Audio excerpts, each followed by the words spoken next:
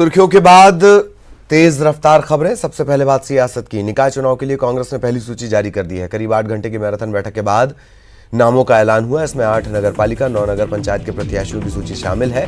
पहली सूची में 282 प्रत्याशियों के नाम शामिल हैं। इसमें बस्तर संभाग के 252 प्रत्याशी, नगर पालिका बलरामपुर के 15 प्रत्याशी, नगर पंचायत रामानुजगंज के भी 15 प्रत्याशी शामिल हैं।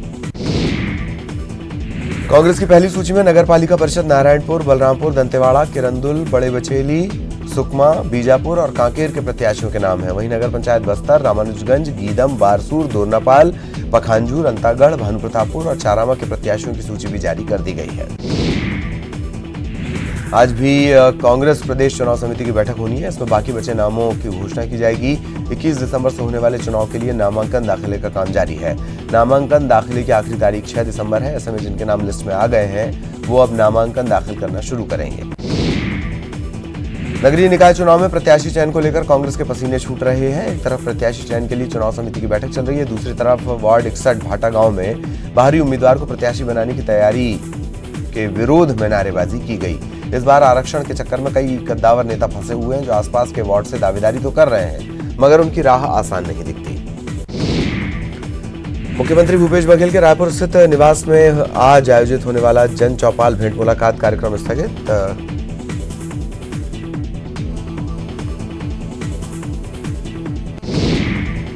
रायपुर के वार्डों को लेकर बीजेपी नगरीय निकाय चयन समिति की बैठक में खींचतान जारी। मंगलवार देर रात तक चली बैठक के बाद नगर पालिका तिल्दा नेवरा, आरंग, गोबरा नवापारा, नगर पंचायत अभनपुर, कूरा और खरोरा के पार्षद प्रत्याशियों की सूची जारी। रायपुर जिला समिति की बैठक में सांसद सुनील सोनी और पूर्व मंत्री विधायक बृजमोहन अग्रवाल, जिला अध्यक्ष राजीव अग्रवाल, संजय श्रीवास्तव, सच्चिदानंद उपासने समेत तमाम सदस्य मौजूद रहे।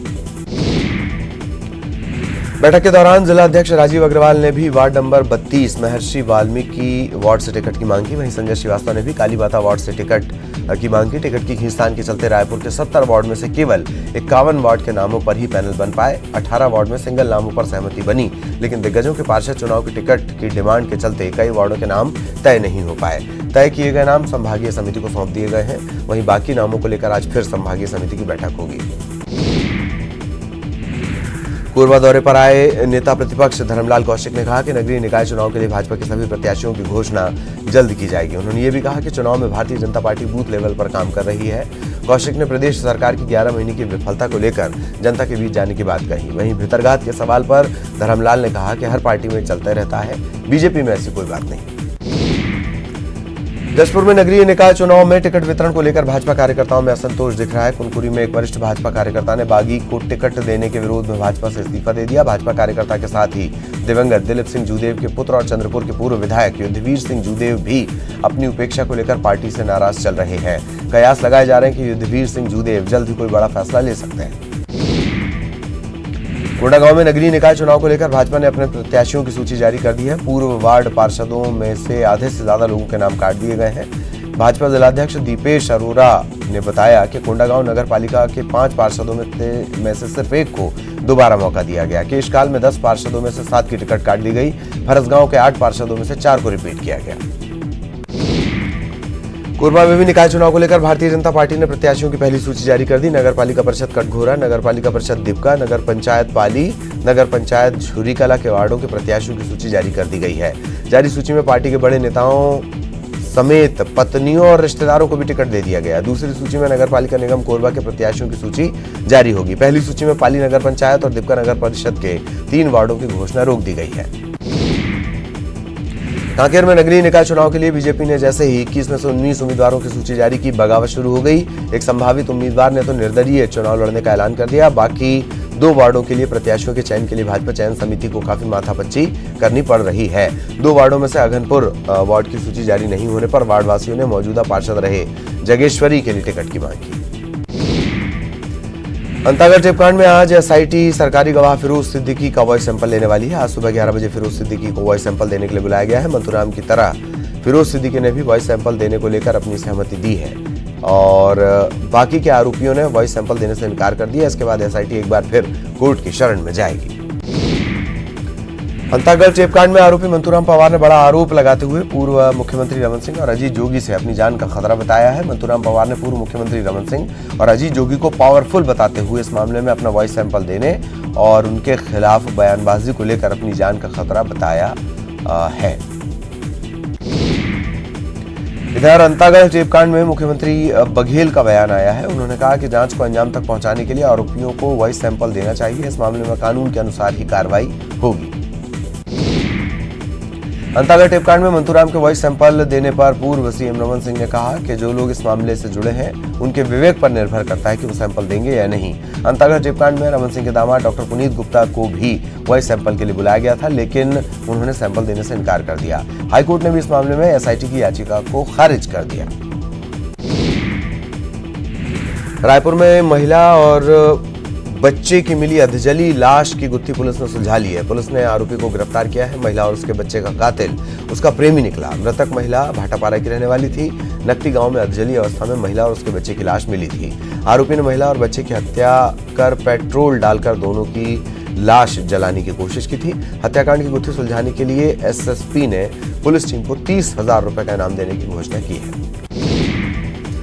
बलरामपुर में युवती की जलाकर हत्या करने के मामले में सरगुजा आईजी ने आरोपियों का सुराग देने वालों को 25,000 रुपए का इनाम देने का ऐलान किया है। मुरका के जंगल में युवती की जली हुई लाश मिली थी। मृतक युवती की शिनाख्त अब तक नहीं हो पाई है। बिलासपुर में नाबालिग से गैंगरेप के मामले में 2 आरोपी गिरफ्तार किए गए हैं। दोनों को कोर्ट में पेश किया गया। कोर्ट ने दोनों को जेल भेज दिया है। सोमवार को नाबालिग से जंगल में ले जाकर दोनों आरोपियों ने दुष्कर्म की घटना को अंजाम दिया था और बेरहमी उसके साथ की गई थी। जशपुर में 6 साल के मासूम बच्चे के साथ दुष्कर्म करने का मामला सामने आया है। गांव के ही एक अधेड़ आदमी ने गांव में खेल रहे एक बच्चे के साथ दुष्कर्म किया। घटना के बाद आरोपी ने किसी को बताने पर बच्चे को जान से मारने की धमकी भी दी। बाद में जानकारी मिलने पर पीड़ित बच्चे के पिता ने मामले की रिपोर्ट थाने में दर्ज करवाई। पुलिस मामला दर्ज कर आरोपी की तलाश कर रही है। राजनांदगांव के कोतवाली थाना इलाके के शक्तिनगर में उस वक्त खलबली मच गई जब एक ही परिवार के 3 लोगों ने जहर खा लिया। घटना की सूचना मिलते ही पुलिस मौके पर पहुंची। तीनों को जिला अस्पताल में भर्ती करवाया गया। 2 की हालत गंभीर है। पति पत्नी और बेटे ने जहर खाकर खुदकुशी करने की कोशिश की है। आदर्श सोसाइटी में एजेंट का ये लोग काम किया करते थे। तीनों ने लोगों से पैसे जमा करवाए थे। लोगों ने जब पैसे मांगना शुरू किया तो इन्होंने आत्मघाती कदम उठाया। अंबिकापुर में युवक की धारदार हथियार से हत्या कर देने का सनसनीखेज मामला सामने आया है। हत्या कर शव को जंगल में फेंक दिया गया। युवक की हत्या से इलाके में दहशत का माहौल है। अंबिकापुर पुलिस पूरे मामले की पड़ताल कर रही है। डीजीपी डीएम अवस्थी ने राजनांदगांव में चिटफंड कंपनी के संचालक की 7 करोड़ की संपत्ति कुर्क करने के आदेश दिए हैं। राजनांदगांव जिले में चिटफंड के 38 मामले सामने आए हैं। 113 एजेंट के नाम प्रशासन ने अलग कर दिए हैं। निवेशकों का पैसा लौटाने की प्रक्रिया जल्द शुरू होगी और सभी जिलों के एसपी को इस तरह के निर्देश जारी कर दिए गए हैं। सीएम भूपेश बघेल के निर्देश के बाद डीजीपी ने ये तमाम आदेश जारी किए हैं। धमतरी के आवापारा में 2 लोगों पर हंसिया से हमला करने का मामला सामने आया। गाली गलौज से मना करने पर हंसिया से हमला किया गया। हमले में घायल 2 लोगों को जिला अस्पताल में भर्ती किया गया है। हमले का एक आरोपी गिरफ्तार है जबकि दूसरा फरार है। पूरा मामला कोतवाली थाना इलाके का है। भारतीय राष्ट्रीय राजमार्ग प्राधिकरण और पावर ग्रिड बिलासपुर के गतौरी में चला आ रहा विवाद हाईकोर्ट के फैसले के बाद थम गया है। दोनों ने समझौता करने की जानकारी कोर्ट को दी है। इसके बाद कोर्ट ने मामले को निराकृत कर दिया। अब बिलासपुर अंबिकापुर के बीच चल रहे नेशनल हाईवे निर्माण में से रोड़ा हट गया है। इसके साथ ही अब नेशनल हाईवे का काम फिर से तेजी से शुरू हो जाएगा। कवर्धा के खैरबना गांव में धान की मिसाई के दौरान थ्रेशर और ट्रैक्टर में अचानक आग लग गई। आग लगने से पास में पड़ा धान भी जलकर राख हो गया। कड़ी मशक्कत के बाद आग पर काबू पाया जा सका। मिसाई के दौरान अचानक लगी आग के चलते अफरा तफरी मच गई। सारकेगुड़ा मुठभेड़ को लेकर कांग्रेस विधायकों ने राज्यपाल से मुलाकात कर तात्कालिक मुख्यमंत्री डॉक्टर रमन सिंह समेत सभी जिम्मेदारों के खिलाफ कड़ी कार्रवाई की मांग की है। इसके अलावा मृतकों के परिजनों को 20-20 लाख का मुआवजा और एक सरकारी नौकरी की भी मांग की गई है। इस मामले पर कांग्रेस विधायकों ने राज्यपाल से न्याय की उम्मीद जताई है। मुख्यमंत्री भूपेश बघेल ने सारकेगुड़ा फर्जी एनकाउंटर मामले में कहा कि पिछली सरकार ने कोई भी कार्रवाई नहीं की। अभी जो रिपोर्ट आई है उसके तथ्यों की जांच करवाकर कार्रवाई की जाएगी। सीएम बघेल ने तंज कसते हुए कहा कि जब बीजेपी सत्ता में बैठी थी तब मौन थी, अब हल्ला मचाया जा रहा है। सीएम पूर्व सांसद बंसीलाल महतो के दशगात्र कार्यक्रम में शामिल होने के लिए पहुंचे हुए थे। बीजापुर में साल 2012 में सारकेगुड़ा मुठभेड़ को लेकर सियासी बयानबाजी शुरू हो गई है। इस पूरे मामले में बसपा प्रदेश अध्यक्ष हेमंत पोयाम ने कहा कि तत्कालीन सरकार की सोची समझी साजिश थी। इसमें बस्तर में तैनात पैरामिलिट्री फोर्सेस का कोई दोषी नहीं। पैरामिलिट्री के जवान सरकार के आदेशों का पालन करते हैं। इस घटना में तत्कालीन सीएम और गृह मंत्री भी दोषी हैं। कोरबा पहुंचे पूर्व मुख्यमंत्री रमन सिंह ने धान खरीदी पर राज्य सरकार पर निशाना साधते हुए कहा कि पहली बार प्रदेश में किसानों को चोर समझा गया। पटवारियों को टास्क देकर खेतों का रकबा कम कराया गया है। सरकार की 6 लाख हेक्टेयर रकबे को कम करने की योजना है ताकि ज्यादा किसानों से धान की खरीदी न हो सके।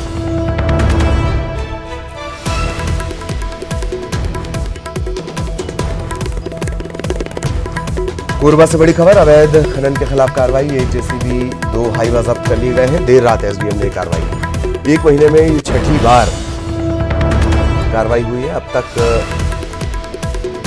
दर्जन भर से ज्यादा हाईवा और जेसीबी मशीन जब्त कर लिए गए हैं। बड़ी खबर आपको बता दें, अवैध खनन के खिलाफ ये कार्रवाई की गई है। देर रात एसडीएम ने ये कार्रवाई की है। 1 जेसीबी जब्त की गई है, 2 हाईवे जब्त किए गए हैं। देर रात ये कार्रवाई हुई, इस वजह से ये पूरा सामान भी बरामद हुआ।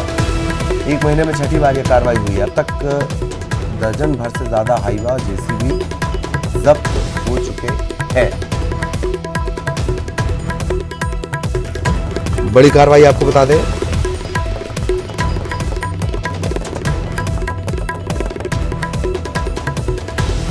एक महीने में 6ठी बार ये कार्रवाई हुई है।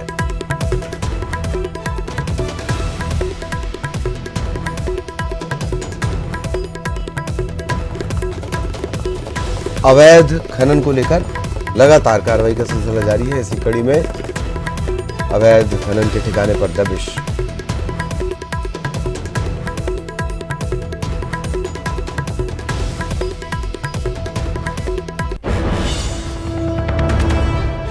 कोमल, क्या कुछ जानकारी?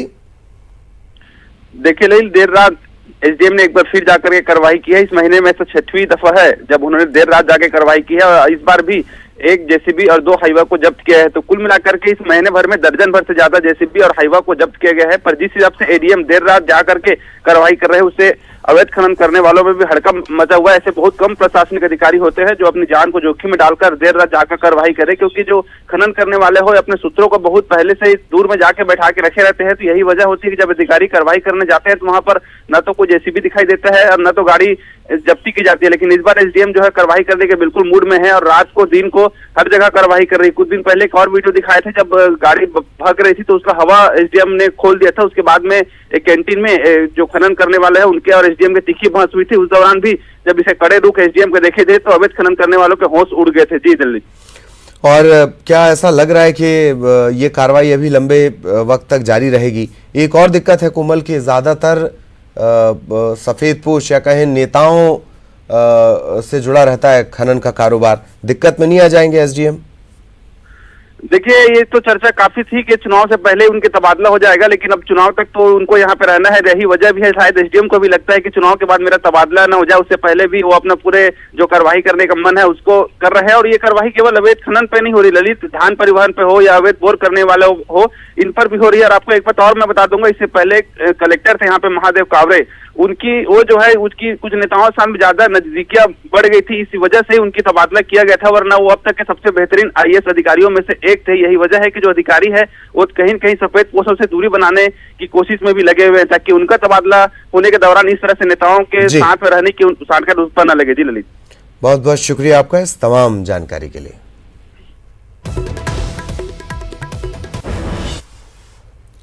और यहां रुकेंगे एक ब्रेक के लिए।